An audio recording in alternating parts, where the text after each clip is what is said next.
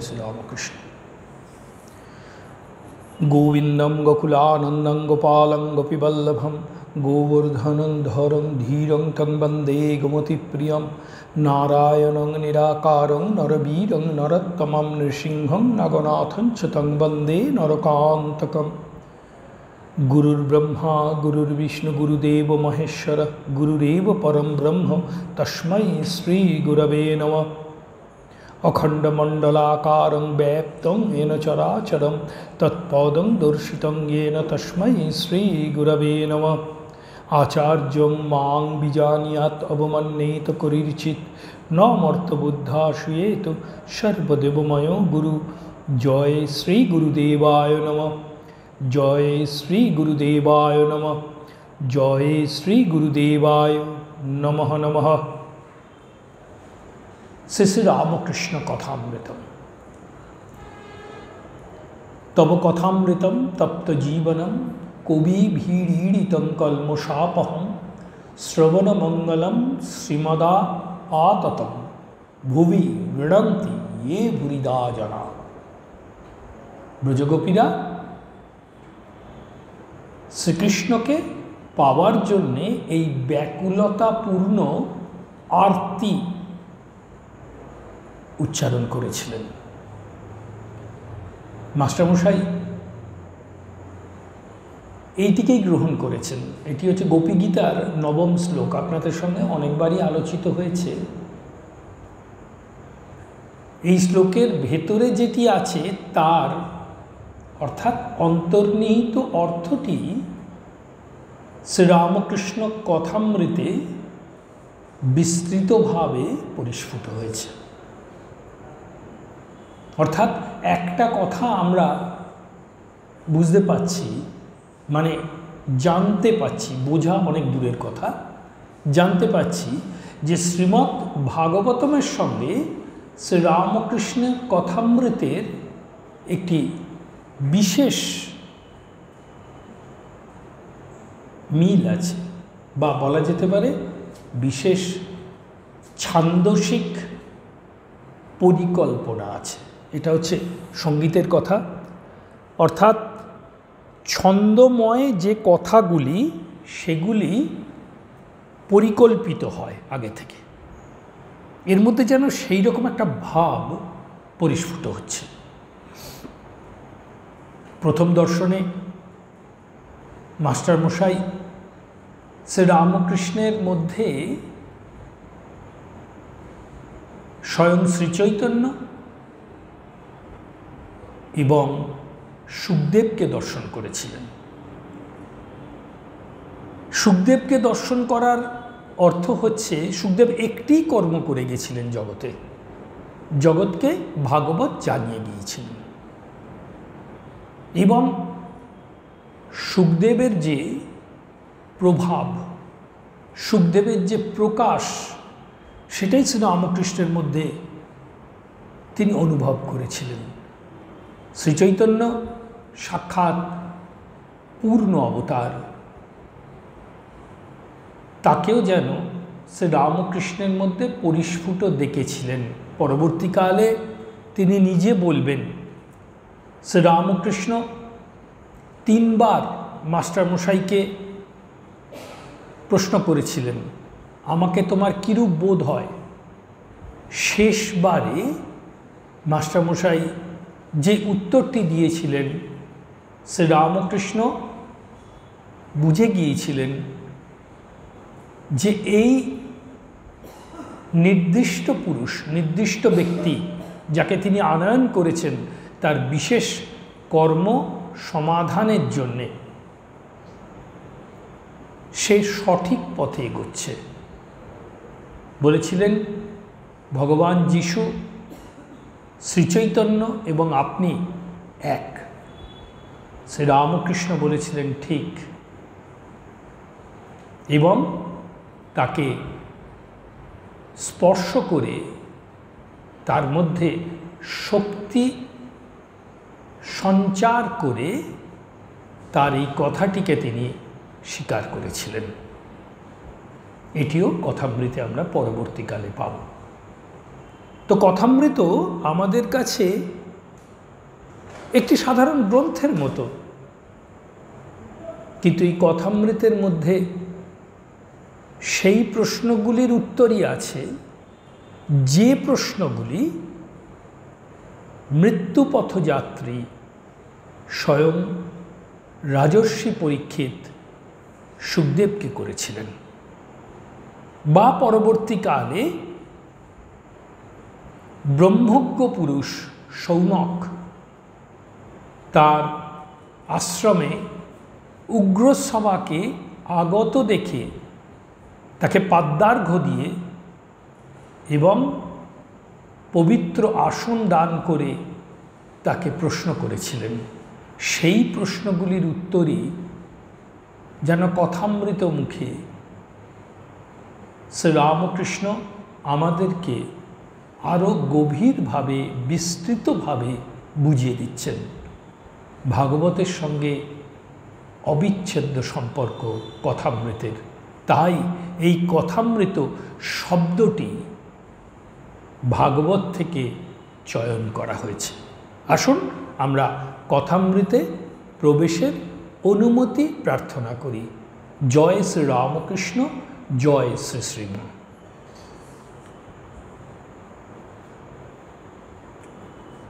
আমরা দ্বিতীয় দর্শন আস্বাদন করছি। দ্বিতীয় দর্শন পঞ্চম পরিচ্ছেদ। সংসারার্ণব ঘোরে য় কর্ণধার স্বরূপক নমঃস্তু তস্मै শ্রীরামকৃষ্ণায় গুরবে নমঃ। এই শ্লোকটির একটি বিশেষ মাহাত্ম্য আছে। এই মাহাত্ম্যটি আমরা কথামৃতে যে কথাগুলি আলোচিত হচ্ছে তার মধ্যে বিস্তৃত থাকবে।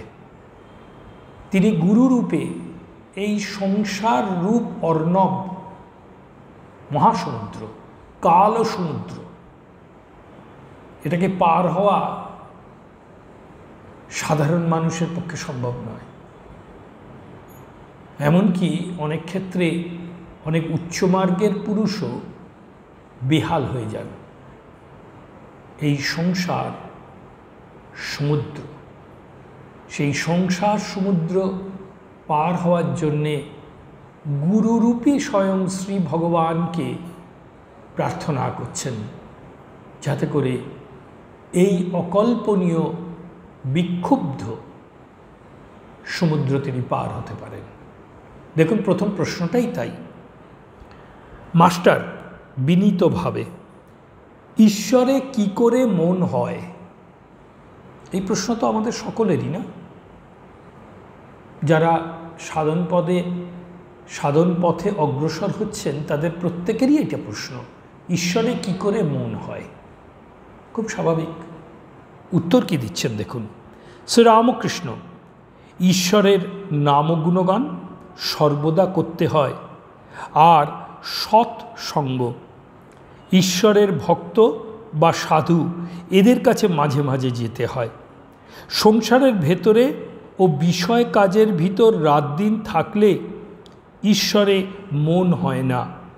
মাঝে মাঝে নির্জন না হলে ঈশ্বরে মন রাখা বড়ই কঠিন। প্রথম অবস্থায় মাঝে মাঝে নির্জন না হলে ঈশ্বরে মন রাখা বড়ই কঠিন। যখন চারা গাছ থাকে তখন তার চারিদিকে বেড়া দিতে হয়। বেড়া না দিলে ছাগল গরুতে খেয়ে ফেলে। ধ্যান করবে মনে, কোণে ও বনে, আর সর্বদা সৎ অসৎ বিচার করবে। ঈশ্বরই সৎ কিনা নিত্য বস্তু, আর সব অসৎ কিনা অনিত্য বস্তু। এই বিচার করতে করতে অনিত্য বস্তু মন থেকে ত্যাগ করবে। মাস্টারমশাই একটি প্রশ্ন করেছিলেন, ছোট্ট প্রশ্ন, যেন মাস্টারমশাই আমাদের প্রতিভু হয়ে এই প্রশ্নটি করছেন।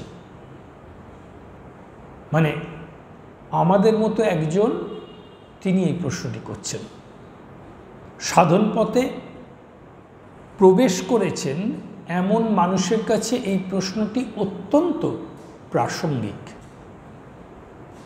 ঈশ্বরে কি করে মন হয়? ঈশ্বরের মন মানে আমি ঈশ্বর চিন্তা করতে চাইছি, কিন্তু অন্যান্য চিন্তার ঢেউয়ে আঘাতে ঈশ্বর চিন্তা থেকে বিরত হচ্ছি, সরে যাচ্ছি। যেমন ধরুন, আপনি গঙ্গায় সাঁতার কাটতে নেমেছেন, যদি জোয়ারের টান থাকে তাহলে আপনাকে একদিকে টেনে নিয়ে যাবে, আপনাকে বিশেষ শক্তি প্রয়োগ করতে হবে সেই টার্নটিকে এড়িয়ে আপনার গন্তব্যস্থলে যাওয়ার। ভাটার ক্ষেত্রেও তাই। সংসার হচ্ছে এইরূপ স্থান, তোমাকে তোমার নির্দিষ্ট লক্ষ্যে পৌঁছতে দেবে না। নির্দিষ্ট লক্ষ্যটি কি, সেটাই তো প্রশ্ন। ঈশ্বরে কি করে মন হয়? উত্তর দিলেন শ্রীরামকৃষ্ণ অত্যন্ত গভীর তাৎপর্যপূর্ণ ব্যাখ্যা। বলছেন, সর্বদা ঈশ্বরের নাম ও গুণগান করবে। এ বিষয়ে একটা কথা বলার আছে।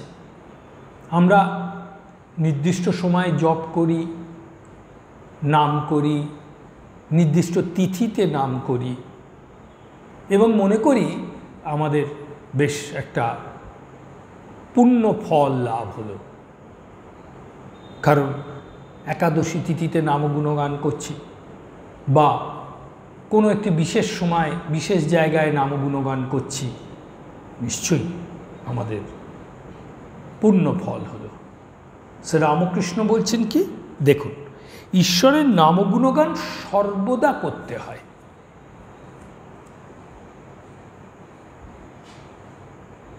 আপনারই একটা ছোট্ট উদাহরণ নিই, দেখবেন যখন সমুদ্র বা জলে আপনাকে যেতে হয় তখন আপনাকে একটা পোশাক পরিয়ে দেওয়া হয়, সেটার নাম হচ্ছে লাইফ জ্যাকেট। মানে ওইটা পরে থাকলে আপনি যদি জলে পড়ে যান ভাসবেন, আপনি ডুবে যাবেন না। মানে কষ্ট করে ভাসতে হয় তো, আপনি এমনি ভাসবেন, তারপরে আপনাকে কেউ হয়তো বাঁচিয়ে দিল ইত্যাদি। সংসার রূপ ভয়ঙ্কর সমুদ্রে সেরকম একটা অবলম্বন চাই। সেই অবলম্বন হচ্ছে ঈশ্বরের নাম ও গুণগান সর্বদা। মানে ওটা আপনি ওই একবার পড়লেন ছেড়ে দিলেন তা নয়, কিন্তু সর্বদা। এটা কি করে করতে হয়? সেইটা করার জন্য কিন্তু পরবর্তী প্রক্রিয়াগুলো বলছেন। সর্বদা তো আমাদের ঈশ্বরের নাম গুণগান মনে থাকবে না, করতেও পারবো না, স্বাভাবিক। আমাদের কত কাজ সংসারে, এটা করো রে, ওটা করো রে, সেটা রাখো রে, ওটা ফেলো রে, কত কি, তাই না? সংসারী মানুষ এটা তো জানেন। সবসময় কি তার কথা মনে পড়ে? এই মনে পড়ার প্রক্রিয়াটা কি বলছেন না, ঈশ্বরের ভক্ত বা সাধু এদের সঙ্গ করতে হয়। ভক্তকে শ্রীমদ্ ভগবদ্ গীতায় আছে, আমি সংস্কৃত শ্লোকে যাচ্ছি না, শ্রীমদ্ ভাগবতমে আছে, আমি যাচ্ছি না সংস্কৃত শ্লোকে। শ্রীমদ্ ভগবদ্ গীতায় বলছেন, সব মানুষের মধ্যেই তো আমি আছি, সব জীবের মধ্যে, সব প্রাণীর মধ্যে আমি আছি। তাহলে ভক্তকে, ভক্ত যে আমাতে আছে। এবার বুঝতে পারছেন ভক্তের অবস্থান কোথায়? তিনি ঈশ্বরে অবস্থান করেন। যে সর্বদা ঈশ্বরে অবস্থান করছে তার সঙ্গ করতে হয়। তাহলে কি হয়, আপনার যেমন সঙ্গ তেমন লাভ হবে। আপনি যদি উচ্চকোটির সঙ্গ করেন আপনার সেইরূপ লাভ হবে। আর যদি আপনি, পরবর্তীকালে বলা আছে, কোনো নিম্ন মনোভাবাপন্ন লোকের সঙ্গ করেন আপনার ভাবনা সেই দিকে যাবে, তাই না? সঙ্গগুণ বা সঙ্গদোষ। এই জন্য বলছেন সাধু, সাধুকে যে তাকে নিয়ে চলছে বা তার শরণাগত হয়েছে। এই সাধু শব্দটি কিন্তু খুব বিস্তৃত। আপনি ভাববেন না সাধু বলতে কি আপনি এই মানে মঠে ঢুকলেন, গেরুয়া পোশাক পরা সন্ন্যাসীদের আপনি সাধু বলছেন, না না, তারা তো সাধু বটেই। তাহলে সাধু কি তাদেরকে চিহ্নিত করছেন? না, সৎ গুণসম্পন্ন ব্যক্তিকে বলা হচ্ছে সাধু, যার মধ্যে সৎ গুণ আছে। আর যারা সংসার ত্যাগী তারা তো সাধু বটেই, আবার সংসারও ত্যাগ করেছেন, সেই জন্য তারা সন্ত।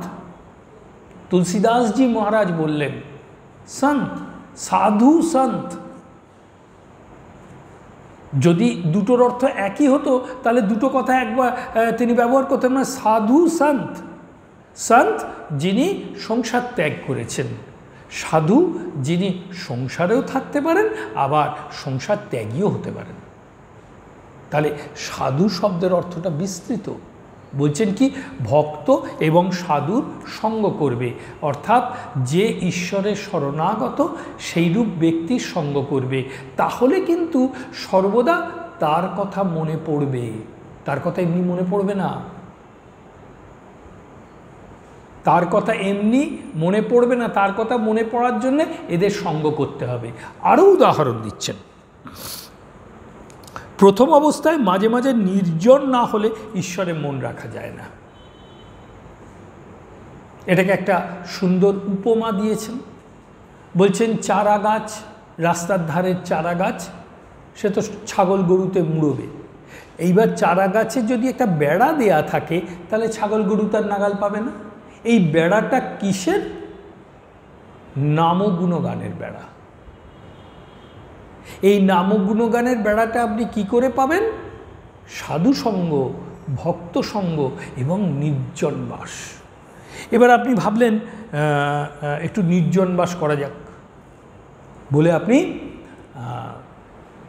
কোনো একটা আশ্রমে বা এমনকি একটা পাহাড়ের উপরে চলে গেলেন, একদম নির্জন, মানে পাখি ঝিঝি পোকার ডাক ছাড়া কোনো ডাক শোনা যায় না, এরকম একটা জায়গায় গেলেন নির্জন বাস করবেন বলে। ঠিক আছে, দেখুন খুব ঠান্ডা মাথায় ছিল। ভাবুন আপনি গেছেন, সেখানে আপনার প্রার্থিত ইষ্ট আছেন, আপনি তার ধ্যান চিন্তা করছেন। ও মা গো, কোথায় ধ্যান চিন্তা, মন খালি সেখানে চলে যাচ্ছে। আরে এটা তো করে আসা হয়নি, ওটা তো রেখে আসা হয়নি, সেটা হলে কি হবে, সেটা না হলে কি হবে। দেখুন কেলেঙ্কারি অবস্থা। আপনি এসছেন নির্জন বাস করার জন্যে, মন চলে গেছে সেখানে, তাহলে কি করে নির্জন বাস হবে? তাহলে এই নির্জন বাস শব্দটি কিন্তু অত্যন্ত গুরুত্বপূর্ণ। আপনি নিজের ঘরে, নিজের বাড়িতেও নির্জন হতে পারেন যদি মনটা নির্জন হয়। নইলে আপনি পাহাড়ের চূড়ায় গিয়েও নির্জন হতে পারবেন না, তাই না? এই নির্জন হওয়ার উপায় হচ্ছে সাধু সঙ্গ, ভক্ত সঙ্গ, নাম গুণগান। আপনি রাস্তায় যেতে যেতে, বাসে ট্রামে যেতে যেতেও নির্জন হয়ে যেতে পারবেন যদি আপনি নামে নিজেকে সমর্পণ করেন। যখন নাম আপনার হৃদয়ে প্রকটিত থাকবে, অন্য কিছু প্রবেশ করার অধিকার পাবে না। একটা খুব আধুনিক উদাহরণ নেওয়া যাক, মানে যেটা আমরা এক্ষুনি চোখের সামনে দেখছি, বুঝছি, মানে আধুনিক উদাহরণ। মনে করুন আপনি মোবাইলে ফোন করছেন, বেশ আপনার মেয়ের সঙ্গে কথা বলছেন, ভালো। এইবার আর একজন আপনাকে পেতে চাইছে, খেয়াল করুন ঠান্ডা মাথায়, তার কলটাও বারবার ডিস্টার্ব করছে। আপনি দেখলেন অমুক আপনাকে ফোন করতে চাইছে, কিন্তু সে তো এনগেজ পাচ্ছে, ঢুকতে পারছে না। ঠিক আছে, এইবার মনে করুন যেহেতু আপনার অতি প্রিয়জনের সঙ্গে আপনি কথা বলছেন, সেহেতু আপনি তার ডাকটা অস্বীকার করবেন। ঠিক আছে, পরে কথা বলে নেব, এখন এর সঙ্গে কথা বলি। কি হয়তো এটা বোঝা যাচ্ছে তো? এই যে নামগুণগান করতে করতে আমরা অনেক সময় করে নানান রকম আকার ইঙ্গিত করি। তার মানে কি মনটা স্থির নয় তো, আর একটা কল ঢুকছে, কি তাই না? কিন্তু এই প্রিয়জনের সঙ্গে যখন আপনি কথা বলছেন, তখন কিন্তু অন্যান্য আহ্বানগুলো অস্বীকার করছেন। এটা কি করে হয়? সাধুসঙ্গ করলে হয়। সাধুদের চরিত্র এমনই, ভক্তদের চরিত্র এমনই, যখন তারা ঈশ্বর প্রসঙ্গ করে তখন কিন্তু তারা অন্য কোনো বিষয়ে মন দেয় না। বুঝতে পেরেছেন? মানে ব্যাপারটা এই রকম, তাকে যদি কেউ ডাকতেও আসে, কেউ কিছু জরুরি কথাও বলে, পরে বলো, এখন নয়। কেন? আমি যে তার সঙ্গে আলাপ করছি। সুতরাং নামগুণগান করার বিশেষ সহযোগিতা হচ্ছে সাধুসঙ্গ, ভক্ত সঙ্গ। এটা করতে পারলেই আপনার নির্জন বাস হবে। এবং নির্জন বাস প্রথম দিকে অত্যন্ত জরুরি। না হলে বলেই দিলেন যে নির্জনে গিয়ে যদি ঈশ্বরের নাম ও গুণগান আপনি না করেন, এই সংসারের এই উত্তাল বিক্ষোভের মধ্যে যদি আপনি তার নাম ও গুণগান করতে চান, তাহলে আপনি পেরে উঠবেন না। আপনি যখন ভক্তি লাভ করবে, কেউ যখন ভক্তি লাভ করবে, তখন এই বিক্ষোভের মাঝে থেকেও নিজে শান্ত থাকবে। ঠিক আছে? সুখদেব যখন আসছেন রাস্তা দিয়ে, বর্ণনা আছে ভাগবতে, হ্যাঁ, সুখদেব আসছেন রাস্তা দিয়ে, যুবতী নারীরা তাকে দেখে সাক্ষাৎ কন্দর্প ভাবছেন, ছোট ছোট ছেলেরা তাকে পাগল ভাবছে, ঢেলা ছুটছে, কোনো বিকার নেই, নির্বিকার। কারণ তিনি ঈশ্বরে সমর্পিত প্রাণ, শ্রীকৃষ্ণে সমর্পিত প্রাণ। তিনি কৃষ্ণ বই কোনো কথা চিন্তাই করেন না। সুতরাং কে কি বলল, কে কি করল, সেটা তার কাছে কোনো বিষয়ই নয়।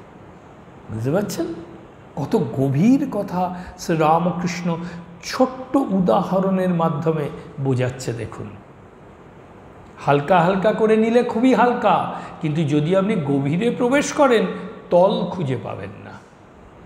ভেবে দেখুন নির্জনবাসের কী অর্থ বলতে চাইছেন তিনি, সাধুসঙ্গ ভক্ত সঙ্গের কী অর্থ তিনি বোঝাতে চাইছেন, এবং কেন বেড়া দিতে বলছেন।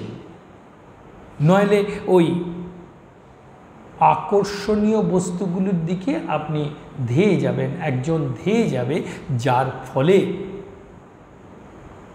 ঈশ্বর চিন্তা থেকে সরে আসতে হবে। পরে কি বলছেন? মাস্টারমশাই আরেকটি প্রশ্ন করবেন। মাস্টারমশাই বিনীতভাবে সংসারে কীরকম করে থাকতে হয়? প্রথম প্রশ্নটা তাহলে কি ছিল? কিভাবে ঈশ্বরে মন হয়?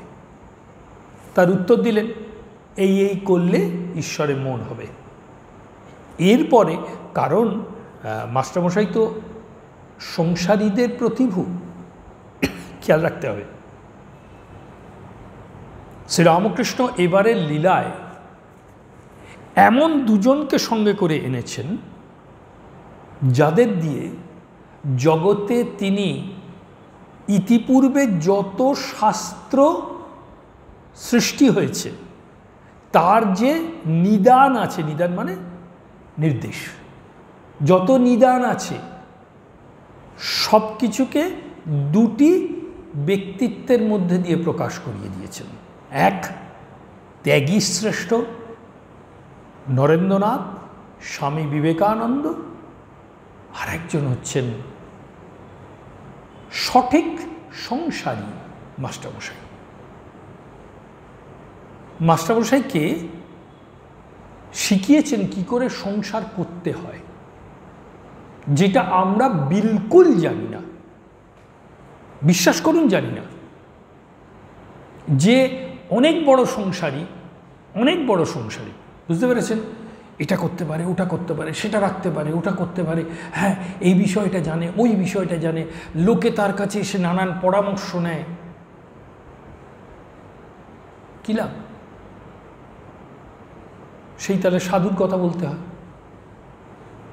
একজন সাধুর খুব ক্ষমতা হয়েছিল, কথা বলে তো, খুব ক্ষমতা হয়েছিল, জানেন, খুব ক্ষমতা। হ্যাঁ হ্যাঁ, লোকে এসে তার পায়ে লুটিয়ে পড়ছে, এ দেয় সে দেয়, এই করে ও করে, বাহ বাহ। শ্রী ভগবান দেখলেন যে আরে একটা ভালো লোককে এরকম করে নষ্ট করে দিচ্ছে, ও তো আমাকেই চায়, দেখো দেখি নিয়ে ওকে কি বেকায়দায় ফেলেছে, আচ্ছা দেখি আমি একটু যাই বলে তিনি একজন সাধারণ মানুষের বেশ ধরে এসেছেন, সাধুজিকে বলছেন, সাধুজি, হিন্দিতেই বলছেন, হিন্দিতেই বলা আছে, হ্যাঁ সাধুজি শুনেছি আপনার অনেক ক্ষমতা। বলতো ও সো তো হ্যাঁ, ক্ষমতা তো আমার আছে, তুমি কি চাইছো বলো? বলছে তখন রাস্তা দিয়ে একটা হাতি যাচ্ছে, বলছে আপনি হাতিটাকে মেরে দিতে পারেন? বলে ও কই বাত হ্যায়, বলে এক মুঠো ধুলি তুলে কি একটু মন্ত্র পড়ে হাতিটার গায়ে ছুঁড়ে মারলেন, ধড়পড় করে অত বড় হাতিটা মরে গেল। বলে বাপরে বাপ, আপনার এত ক্ষমতা? সো তো হ্যাঁ, ওর কে চাইয়ে? বলে আচ্ছা হাতিটা যে মরে গেল, হাতিটাকে বাঁচিয়ে দিতে পারেন? ও ভি হো সকতা, এটাও হতে পারে। আবার এক মুঠো ধুলো তুলে কি মন্ত্র পড়ে হাতিটার গায়ে দিতে, ওমা হাতিটা ধড়পড় করে উঠে আবার যেমন যাচ্ছিল তেমন চলতে শুরু করে। ভক্ত মানে সেই ব্যক্তি তো দেখে তো গালে হাত, হারে বাবা করেছেন কি, আপনি তো সর্বশক্তিমান। বলছে ও তো হ্যাঁ। বলে সাধুজি আপনাকে একটা কথা জিজ্ঞাসা করবো? বলে হ্যাঁ পুছো পুছো, क्या बात पूछो? বলছে হাতি মরল, হাতি বাঁচল, তোমার কি হলো? ব্যাস, সে তো সাধু, সে তো সন্ত, সংসার ত্যাগ করে বেরিয়েছে, সাধন পথে এই সমস্ত শক্তিগুলি সিদ্ধাইগুলি সে লাভ করেছে, তার বাধা এসে গেছে। সিদ্ধাই হচ্ছে বাধা, ঈশ্বর লাভের পথে বাধা। সেই জন্যে শ্রী ভগবান কৃপা করে তাকে দর্শন দিয়ে ওই বাধাটাকে অপসারিত করে। যে মুহূর্তে তোমার কি হলো, হাতি মরল হাতি বাঁচল, তোমার কি হলো, ব্যাস সঙ্গে সঙ্গেই মাথা ঘুরে গেছে, দেখছে সামনে যে বসেছিল সে আর বসে নেই, ব্যাস সর্বস্ব পরিত্যাগ করে সেই স্থান পরিত্যাগ করে নির্জনে সাধন করতে চলে গেল। কি এই উদাহরণ এখানে দেওয়া আছে। আমরা সংসারে অনেক ক্ষমতাবান ব্যক্তিকে দেখি, তাকে প্রশ্ন করার ক্ষমতা আপনার হবে না, তোমার কি হলো? শ্রীরামকৃষ্ণ এই প্রশ্ন আমাদের সামনে উপস্থাপন করছেন। পরবর্তীকালে মাস্টার মশাই জিজ্ঞেস করছেন যে সংসারে কিভাবে থাকতে হয়। ভাবুন, মানে অকর্মণ্য হয়ে থাকবো না মহাকর্মণ্য হব, থাকবোটা কিভাবে? যে দেখুন উত্তর দিচ্ছেন শ্রীরামকৃষ্ণ, গৃহস্থ সন্ন্যাস ভয়ঙ্কর কঠিন জিনিস। ভাবছেন হ্যাঁ গৃহে থেকে বেশ, সন্ন্যাসীরা তো গৃহত্যাগ করেছে, তাদের চালচুলো তো গণ্ডগোল আছে, এইখানে থাকলো ওখানে থাকলো, কি হবে না হবে। হ্যাঁ বাড়িতে থেকে যদি সন্ন্যাস হয় তো বাবা বাবা বাবা কী আনন্দের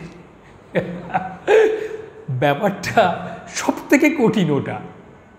মানে প্রতি মুহূর্তে আপনাকে ওই ভয়ঙ্কর বিক্ষুব্ধ ঢেউয়ের সম্মুখীন হতে হবে। বুঝতে পারছেন? দেখুন বলছেন গৃহস্থ সন্ন্যাস উপায় নির্জনে সাধন। শ্রীরামকৃষ্ণ সব কাজ করবে কিন্তু মন ঈশ্বরেতে রাখবে। স্ত্রী, পুত্র, বাপ, মা সকলকে নিয়ে থাকবে ও সেবা করবে, যেন কত আপনার লোক, কিন্তু মনে জানবে যে তারা তোমার কেউ নয়। আপনি এটা বুঝতে পারছেন? খুব সহজ ভাষায় বলা আছে, সংসারে সব থেকে বড় বাধা কি জানেন? সংসারে থেকে সাধন হওয়ার সব থেকে বড় বাধাটা কি? কারণ মাথায় আসছে? ভেবে রাখুন, সংসারে কেন ঈশ্বর লাভ হয় না? ঠাকুর কিন্তু বলছেন কেন হবে না, সাহস দিচ্ছেন আমাদের, সাহস দিচ্ছেন আমাদের, দেবেনই তো। কারণ ওনার কাছে সংসার ত্যাগী আর কে আসছেন? আর যারা পরবর্তীকালে সংসার ত্যাগ করেছেন সকলেই তো নির্দিষ্ট পুরুষ, তাদের দেখেই উনি চিনতে পাচ্ছেন, তাই না? আমাদের মতো সাধারণ লোকের পক্ষে কি করণীয়?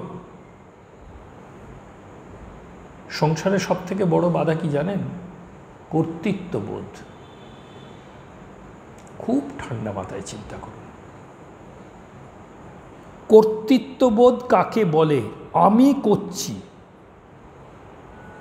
আমি দেখছি বলে এটা হচ্ছে, আমি না দেখলে হতো না। যেটা আমি না দেখব সেটাই গণ্ডগোল, কি তাই না? আমার ছেলে, আমার মেয়ে, আমি যা বলবো তাই করবে। আমার স্ত্রীকে বা স্ত্রী ভাবছে আমার স্বামীকে আমি যা বলবো সেটা করবে। কর্তৃত্ববোধ, এই কর্তৃত্ববোধ হচ্ছে সংসারে সব থেকে বড় বাধা, সাধন পথের বাধা। ভেবে দেখুন ঠান্ডা মাথায়, এই কর্তৃত্ববোধের কথা যদি শ্রীরামকৃষ্ণ বলেন আমরা ভয় পালাবো। আরে বাবা, আমি যদি এগুলো না বলে দিই তাহলে ও কি করে করবে, এইটা করবে, ওইটা দেখবে, আমি কিন্তু ছাড়তে পারবো না কোনোভাবেই। একজন বললে আমার আর এসব ভালো লাগছে না, জানো তো, ওই ওরা যা করবে করবে, আমি দুটি ওই ডাল ভাত দেবে খাবো থাকবো। পরের দিন বলে কি জানেন? আচ্ছা বাজার থেকে কি কি আনতে হবে বলো দেখিনি? আচ্ছা এগুলো তো অমুক দিন এনেছিলাম, আবার লাগবে? বুঝো কাণ্ড। এটাই তো আমরা করি। সেইটার অ্যান্টিডোট বা সেইটা সারানোর ওষুধ দিচ্ছেন শ্রীরামকৃষ্ণ। কিভাবে থাকতে হয়? বাড়ির যে দাসী তার কি কর্তৃত্ববোধ থাকে? তাকে যা বলা হয় সে তাই করে, নিজে থেকে সে কিছু করতে পারে কি? ভেবে দেখুন শ্রীরামকৃষ্ণ কি বললেন। শ্রীমদ্ ভাগবতম আমরা এই লীলাটি এখানে শুনেছি, চমল অর্জুন ভঞ্জন লীলা। দেবর্ষি নারদ যখন নলকুবর মণিগ্রীবকে কৃপা করতে চাইলেন, দেখলেন কৃপা করতে পারা যাবে না, এদেরকে শুদ্ধ করতে হবে, সেজন্য তাকে অভিশাপ দিলেন, মানে কৃপা করার জন্য অভিশাপ দিলেন। কিসের অভিশাপ? তাদের মধ্যে ছিল অর্থের অহংকার, কুবেরের পুত্র অর্থের অহংকার, সেই অহংকারটা ভাঙার জন্যে চরম দারিদ্র্য দিল। সংসারের কর্তৃত্ব বোধ থেকে নিষ্কৃতি পাওয়ার জন্যে আপনাকে দাস হিসেবে থাকতে বলছেন। কেন দাস হিসেবে? দেখুন তারপরের অংশটা কিন্তু আরো গভীর। রামকৃষ্ণ কথামৃত আপনি কি ভাবছেন? গীতা, শ্রীমদ্ ভগবদ্ গীতা, শ্রীমদ্ ভাগবতম, বেদ, বেদান্তাদি শাস্ত্রের প্রচ্ছন্ন এবং প্রকটিত রূপ। কখনো প্রচ্ছন্ন লুকিয়ে রয়েছে, কখনো প্রকটিত রূপ। কি প্রকটিত রূপ দেখুন এখানে বলছে, কি বলছে? যে সকলকে নিয়ে থাকবে ও সেবা করবে, পুত্র, বাবা, মা, যেন কত আপনার লোক, কিন্তু মনে জানবে যে তারা তোমার কেউ নয়। আপনার লোক জানবেন, আপনার লোক না জানলে তো আপনি সেবা করতে পারবেন না, কিন্তু ওই অবধি। কিন্তু জানবে তারা তোমার কেউ নয়। তোমার কেউ নয় মানে কি? দে উইল নট রিটার্ন, অর্থাৎ তোমাকে প্রতিদান দেবে না। তাহলে প্রতিদানের প্রশ্নটা উঠল। তাহলে প্রতিদানহীন সেবা কাকে বলে? কর্মযোগ। কোথায় আছে? শ্রীমদ্ ভগবদ্ গীতা। মিলল? মিলছে তো? শাস্ত্রের সঙ্গে সব এক এক করে মিলছে তো? তাহলে বুঝে দেখুন, সাধারণ কথায় বলছেন কিন্তু শাস্ত্রের অতি গুহ্য তত্ত্ব শেখাচ্ছেন। আবার বললেন, এটাকে বোঝানোর জন্য বলছেন ভারী সুন্দর, বড় মানুষের বাড়ির দাসী সব কাজ করে, কিন্তু দেশে নিজের বাড়ির দিকে মন পড়ে আছে। আবার সে মনিবের ছেলেদের আপনার ছেলের মতো মানুষ করে, বলে আমার রাম, আমার হরি, কিন্তু মনে বেশ জানে এরা আমার কেউ নয়। কচ্ছপ জলে চড়ে বেড়ায়, কিন্তু তার মন কোথায় পড়ে আছে জানো? আড়ায় পড়ে আছে, সেখানে তার ডিমগুলি আছে। সংসারে সব কর্ম করবে, কিন্তু ঈশ্বরে মন ফেলে রাখবে। ঈশ্বরে মন ফেলে রাখবে দিয়ে শুরু করেছিলেন। এই উদাহরণগুলো দিয়ে আবার সেই সিদ্ধান্তে এসে পৌঁছলেন। উদাহরণটা কি? যে বাড়ির দাসী। আজকালকার দিনে অবশ্য এটা পাওয়া খুব কঠিন। এটা কিন্তু সেই যুগকে দেখতে হবে আমাদের, বুঝতে পেরেছেন? সেই যুগের আমাদের মামার বাড়িতেও আমরা দেখেছি, আজ থেকে 50-60 বছর আগের কথা বলছি, সেই রকম লোক তখনকার দিনে পাওয়া যেত, যারা নিজেদের বাড়ির একজন হয়ে যেত। ওই তাকে দিদি বলছে তো দাদু থেকে আরম্ভ করে নাতি পর্যন্ত সবাই দিদিই বলছে, এবং সে সংসারটাকে আগলে রেখেছে। গিন্নিমা কি মানুষ করতে পারে ছেলেদের? অত নেটা ও সামলাতে পারে না। ওই সব কটাকে আমাকেই দেখতে হয়, কাকে নামাচ্ছে, কাকে খাওয়াচ্ছে, কাকে শোয়াচ্ছে। কিন্তু সে নিজের মনে জানে এরা আমার কেউ নয়। তারা কিন্তু তার খুব ন্যাওটা, খুব ন্যাওটা। দিদি না হলে চলে না, বা মাসি না হলে চলে না, বা পিসি না হলে চলে না, কিন্তু সে মনে জানে এরা কিন্তু আমার কেউ নয়। এইটা হচ্ছে সংসারের মূল মন্ত্র। এই মন্ত্র ধারণ করার জন্যে আপনাকে কিন্তু কি করতে হচ্ছে? ওই সাধুসঙ্গ, ওই নামগুণ কীর্তন আরও করতে হবে, আরও বলবেন পরে।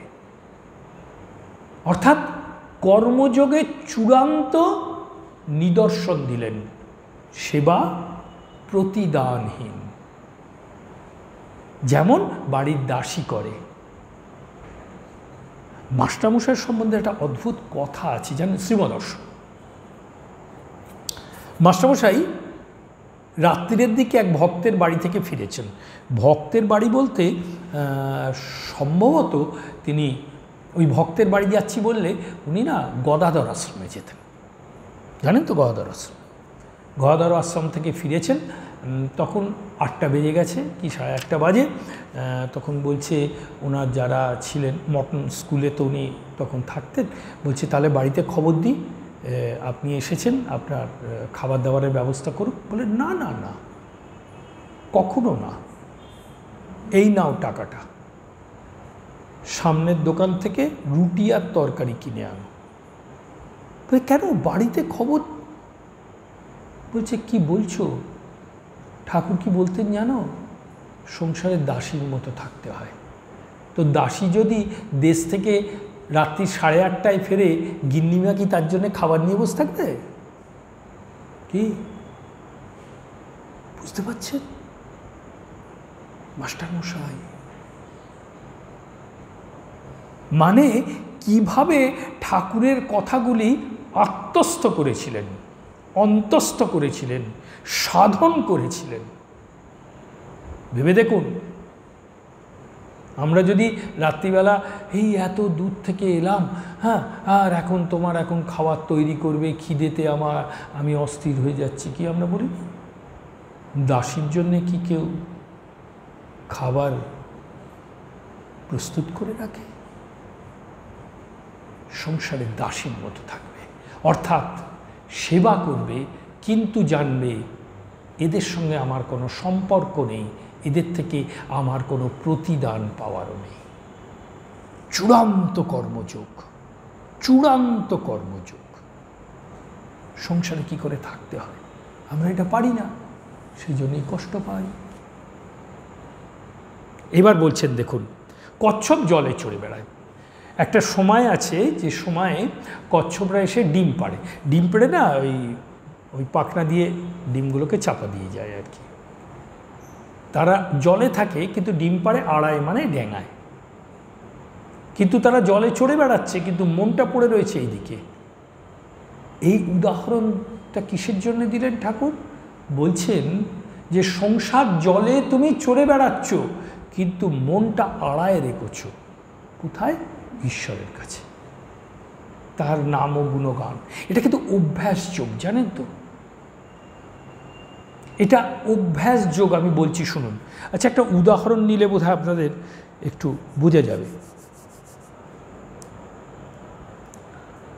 এটি বাচ্চা ছেলে, জানেন, 4 বছর বয়স, 4 years old। সে তখন রাস্তায় ওই পুতুল নিয়েই ঘোরাঘুরি করে, কিন্তু যখন গান গাইছে বা কোনো বাজনা বাজাচ্ছে, আচ্ছা আচ্ছা সঙ্গীতজ্ঞ, আচ্ছা আচ্ছা বাজনদারকে টপকে যাচ্ছে, আচ্ছা আচ্ছা বাজনদারকে টপকে যাচ্ছে, আচ্ছা আচ্ছা গায়ককে টপকে যাচ্ছে। 4 বছর বয়স। আপনি একবারও ভেবে দেখেছেন এটা কি করে সম্ভব? সে কবে গান শিখলো? কবে খোল তবলা বাজাতে শিখলো? কবে শিখেছে? মাতৃগর্ভে? না। এই প্রশ্নের উত্তর স্বামীজি দিয়েছেন তার কর্মযোগে। বলছেন, স্বামীজি কি বলছেন শুনুন, অভ্যাসের দ্বারা কোনো কর্মের মধ্যে আমরা প্রবেশ করতে পারি, পুনঃ অভ্যাস, হ্যাঁ, এবং সেই কর্মের একটা এফেক্ট বা প্রতিক্রিয়া আমাদের হৃদয়ে বা মস্তিষ্কে, যা বলবেন, সঞ্চিত হয়। সেই সঞ্চিত প্রতিক্রিয়ার নাম হচ্ছে সংস্কার। জন্ম জন্মান্তর ধরে কেউ যদি অভ্যাস করতে থাকে, একটা জন্মে তার বহিঃপ্রকাশ ঘটে, তখন জগৎ স্তম্ভিত হয়ে যায়। উদাহরণ দিলেন কাজ জানেন? কর্মযোগ খুলবেন। আমি আমি আমি ইংরেজিতে লেখাটা বলছি আর কি, হ্যাঁ, মাফ করবে না, ইংরেজিতে লেখা কর্মযোগ, কারণ আছে, যাই হোক। উদাহরণ কার দিলেন জানেন? নিউটন। এবং তার ব্যাখ্যাও করেছেন, যাই হোক আমি সেই ব্যাখ্যায় এখন আমরা প্রবেশ করছি না, অনবদ্য ব্যাখ্যা করেছেন স্বামীজি। কিন্তু যেটার ওপর জোর দিয়েছেন, পুনঃ অভ্যাস, জন্ম জন্ম ধরে অভ্যাস, তার ফল একটা জন্মে আমরা দেখতে পাচ্ছি, সে হচ্ছে স্যার আইজাক নিউটন। বিজ্ঞানের এমন একটা শাখা নেই যাতে তিনি হাত দেননি। আমরা তো ফিজিক্স দেখি, ফিজিক্স, ম্যাথামেটিক্স, স্ট্যাটিস্টিক্স, কেমিস্ট্রি, কি নয়, কোথায় হাত দেননি তিনি? প্রত্যেকটা বিষয়ে হাত দিয়েছেন। এই প্রতিভা তার কি করে হলো? পুনঃ পুনঃ অভ্যাস, অভ্যাস যোগ, নাম গুণগান করো। মা কিন্তু ভারী সুন্দর একটা কথা বলেছেন, অনবদ্য কথা। মাকেও এই একই প্রশ্ন করেছে, মা জপ করতে বসি মন চলে যায়। বলছে, মন কি তোমার বশে থাকবে মা? শোনোনি ঠাকুর বলতেন, মন না মত্ত করি, ওকে বশ করা কি সহজ? ও যা করছে করুক, ওকে যেতে দাও, তুমি তোমার কাজ করো। বলে সেটা কি? তুমি নাম করো, তুমি জপ করো, জপটা ছেড়ো না, নামটা ছেড়ো না। দেখুন এর সঙ্গে স্বামীজি মেলান, পুনঃ পুনঃ অভ্যাসের ফলে তোমার হৃদয়ের মধ্যে একটি প্রতিক্রিয়া সৃষ্টি হবে। নাম গুণগান করো, সাধু সঙ্গ করো, ভক্ত সঙ্গ করো। তাহলে এই অবস্থাটা হবে যে সংসার জলে চড়লেও আড়ায় মনটা পড়ে থাকবে। বুঝতে পারছেন? কথামৃত শুনছি কিন্তু আমরা, আপনি ভেবে বসবেন না গীতা, ভাগবত, বেদান্ত এসব শুনছি। কথামৃত, কি অপরূপ ব্যাখ্যা, কি গভীর তাৎপর্য, তাই না? বলছেন,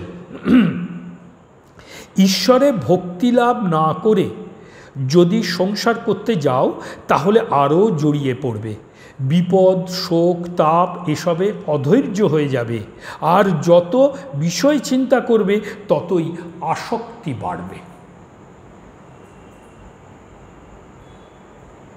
ঈশ্বরের নাম ও গুণগান করলে কি হয়? ঈশ্বরে আসক্তি বাড়বে। এবার যদি আপনি বিষয়ের চিন্তা করেন, কি হবে? বিষয়ে আসক্তি বাড়বে। স্বাভাবিক ব্যাপার তো, যেটা নিয়ে আপনি পড়ে থাকবেন সেইটাই তো আপনাকে, আপনার ওপরে প্রভাব বিস্তার করবে। এটাই তো ঘটনা, তাই না? সেই জন্য বলছে ভক্তি লাভ করতে হবে। অনেক অনেক অনেক গভীর কথা এটা, বিশ্বাস করুন। ভক্তি লাভ কিন্তু অত্যন্ত গভীর কথা। আমরা ভাবলাম হ্যাঁ ঠিক আছে, ওই তো মঠ মন্দিরে যাওয়া আসা করছি, প্রসাদ তোসাদ খুব খাচ্ছি, আর মহারাজদের সঙ্গে খুব খাতির টাতির হয়েছে, হাত জোড় করে আছি, হ্যাঁ মাঝে মাঝে জপ তপ করছি, হ্যাঁ খুব ভক্তি আমার। নইব নইব চ। ভক্তি হলে কি হয় জানেন? ভক্তি হলে আপনি দীন হয়ে যাবেন। ভক্তি হলে আপনার কর্তৃত্ব নষ্ট হয়ে যাবে। আমি যে একজন অমুক, এই ভাবটা থাকবে না।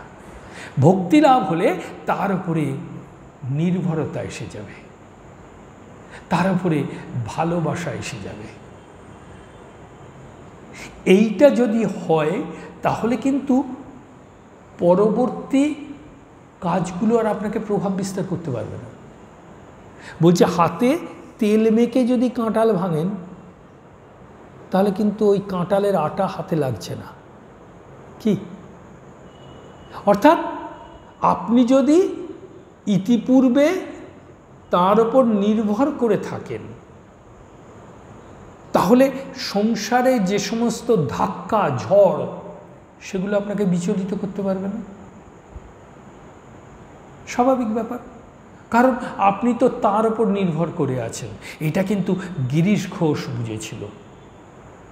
গিরিশ ঘোষের ছোট্ট 3 বছরের ছেলেটি মারা গেল। বলছে আমি তো কাঁদতেই পাচ্ছি না। কাঁদবো কী করে? আমি তো পকলমা দিয়ে বসে আছি, দুঃখটাও তার, সুখটাও তার, তা আমি কি করে কাঁদব? বুঝতে পারছেন? নির্ভরতা, এই পরম নির্ভরতা যদি কেউ লাভ করে, বুঝুন, পরম নির্ভরতা যদি কেউ লাভ করে তাহলে কিন্তু সংসারে তার আর কোনো ভয় নেই, তাকে সংসারের ভয়ঙ্কর ঝঞ্ঝা টলাতে পারবে না। এটা মূলো, ওটা বাঁচলো, এই হলো, ওই হলো, এটা কিচ্ছু করতে পারবে না। তবে এটা কি করে লাভ করা যায়? সাধুসঙ্গ। এবং লোকে যন্ত্রণা পেলে কিন্তু সাধুর কাছেই ছুটে আসে। এ বিষয়ে একটি ছোট্ট গল্প, ছোট্ট ঘটনা খুব মনে আসছে। মণিমোহন মল্লিক আদি ব্রাহ্ম সমাজের ভক্ত, বৃদ্ধ। তার উপযুক্ত পুত্রটি মারা গেল, একবারে জোয়ান ছেলে মারা গেল। শ্মশানে তার সৎকার করে মণিমল্লিক সোজা শ্রী রামকৃষ্ণের কাছে এসেছেন। দেখছেন এক ঘর লোক, তিনি ছোট খাট্টায় বসে নানান কথা বলছেন। মণিমল্লিক কিচ্ছু বললেন না, একটা কোণে এসে বসলেন। শ্রী রামকৃষ্ণ কিন্তু দেখেছেন, সেদিকে নজর দিলেন না। পরে শ্রী রামকৃষ্ণ অন্তর্যামী তার পাশে এসে বসলেন, বসে বলছে, হ্যাঁ গা, তোমাকে আজ এত শুকনো দেখছি কেন? মণিমল্লিক তখন ভেঙে পড়ল, আমার ছেলেটা আজ মলো, তাকে পুড়িয়ে তোমার কাছে ছুটে এসেছি। শ্রীরামকৃষ্ণ কিন্তু সান্ত্বনা দিলেন না। মণিমল্লিক হাউ হাউ করে কাঁদছে, কাঁদতে দিলেন। কাঁদতে দিয়ে নিজের জীবনের একটা ঘটনা বললেন। বলছে, অক্ষয় মূল জানো, বেশ দেখলাম, খাপ থেকে তরবারিটা বের করে নিল, খাপটা পড়ে রইল, তরবারির কিন্তু কিচ্ছু হলো না। তখন খুব হাসলাম, খুব নাচলাম। হিদে বললে, মামা তোমার কি মাথা খারাপ হয়েছে? বলে, আমি কি করবো রে, মা দেখাচ্ছেন। তারপরের দিন বুঝলে, সেই উত্তর পূর্বের বারান্দা, মানে ওই মন্দিরের দিকে যে বারান্দা, মানে যে বারান্দা দিয়ে শ্রীরামকৃষ্ণের ঘরে উঠতে হয় মন্দির থেকে, সেখানে দাঁড়িয়ে আছি, মা দেখাচ্ছেন। অক্ষয়ের জন্য প্রাণটা হুহু করছে, তারপরে ভেতরে গামছা নিংড়োচ্ছে। যেখানে পরনের কাপড়ের সঙ্গেই কোনো সম্পর্ক নেই, সেখানে অক্ষয় যেন আমার কত আপনার ছিল, বুঝলে? মা দেখাচ্ছেন, এখানেই যদি এই অবস্থা, তো সংসারী লোকের কি কষ্ট। সান্ত্বনা দিচ্ছে। এইবার শ্রীরামকৃষ্ণ হচ্ছেন সর্বরোগহর। তার শরণাগত হলে আপনি সমস্ত রোগ থেকে মুক্তি পাবেন। উঠে দাঁড়ালেন, উঠে দাঁড়িয়ে দীপ্ত ভঙ্গিতে একটি গান করলেন। জীব সাজ সমরে, রণবেশে কাল প্রবেশে তোর ঘরে। এমন তার দীপ্ত ভঙ্গি, স্বয়ং শোক, তাপ, দুঃখ পদদলিত হচ্ছে। আমাদের মণিমল্লিকের মন থেকে সন্তান হারার যন্ত্রণা মুহূর্তের মধ্যে মুছে গেল। তিনি বলছেন, তাই তো আপনার কাছে ছুটে এসেছি। এই একই কাজ মাও করেছেন জয়রামবাটিতে। সেটা আরেকদিন আরেক সময় শুনব। এবারে আমাদের সময় তো প্রায় শেষ হয়ে আসছে।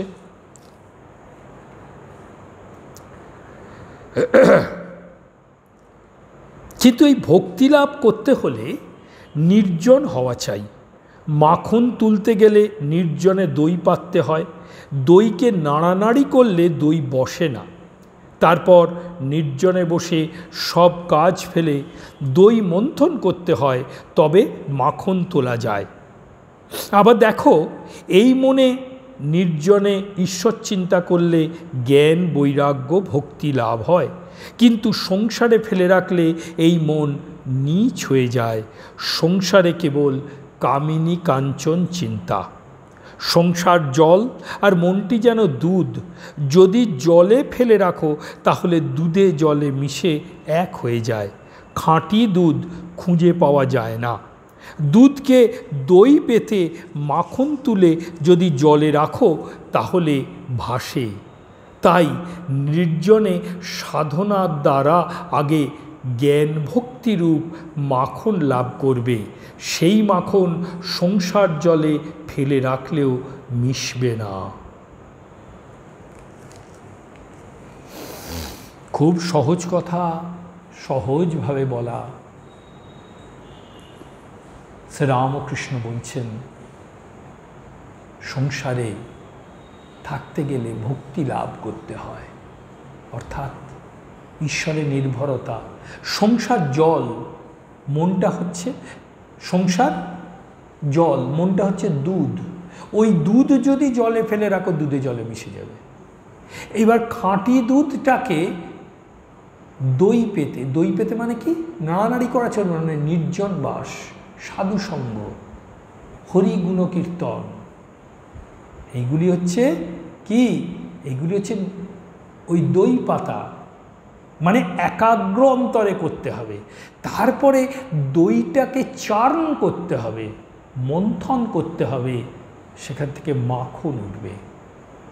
আমার নন্দদুলালের বড় প্রিয় জিনিস, তাই না? যশোদা তৈরি করতেন মাখন। সেই মাখন যদি সংসারে রূপ জলে ফেলে রাখো তাহলে সেটা ভাসবে, মিশবে না। অর্থাৎ ভক্তি লাভ করে, তার উপর নির্ভরতা লাভ করে, হাতে তেল মেখে যদি কেউ সংসার করে, সংসারের যন্ত্রণা তাকে স্পর্শ করবে না। রামকৃষ্ণ কথা বলতে। অর্থাৎ আমরা সংসারে থাকার প্রক্রিয়াটা শিখলাম, শুনলাম, শিখলাম মানে শুনলাম, কিন্তু অভ্যাস করবো কি করে? ঠাকুর বলে দিয়েছেন তো, এই কথামৃতে আছে, শরণাগত শরণাগত শরণাগত। তুমি শরণাগত হও, তাহলে তিনি তোমাকে দিয়ে করিয়ে নেবেন। মাকে বললেন, কলকাতার লোকগুলো পোকার মতো কিলবিল করছে, তুমি ছাড়া তার উপায় কি? অর্থাৎ মাকে এই কথাটা বলে ঠাকুর আমাদেরকে ইঙ্গিত করলেন, ওরে তোদের জন্যেই কিন্তু আমি লীলাটিকে সংক্ষিপ্ত করেছি, করে শক্তির লীলা প্রকাশ করে দিয়েছি। ওই শ্রী মা রূপে আমি জগতে বর্তমান থাকলাম। আমি কিন্তু শ্রীরামকৃষ্ণ নই, আমি কিন্তু মা। ওই মার কাছে যদি গিয়ে নিজেকে সমর্পণ করিস, তুমি দেখো মা, তাহলে আর কিছুতেই কোনোভাবে তোদের আর কষ্টে পড়তে হবে না। ভক্তি লাভ। জয় শ্রীরামকৃষ্ণ। সংসারার নবঘরে যকর্ণধার স্বরূপক নমঃ হস্তু রামকৃষ্ণায় তস্मै শ্রী গুরবে নমঃ। জয় শ্রীরামকৃষ্ণ জগদ্গুরু, অশেষ করুণার আধার স্বরূপা, কৃপার মূর্তি বই মূর্তি, অপার কৃপাময়ী, জ্ঞান ভক্তি প্রদায়িনী শ্রী শ্রী মায়ের জয়। জয় স্বামীজি মহারাজ সন্ন্যাসী শ্রেষ্ঠ। জয় সকল ভক্তগণের জয়।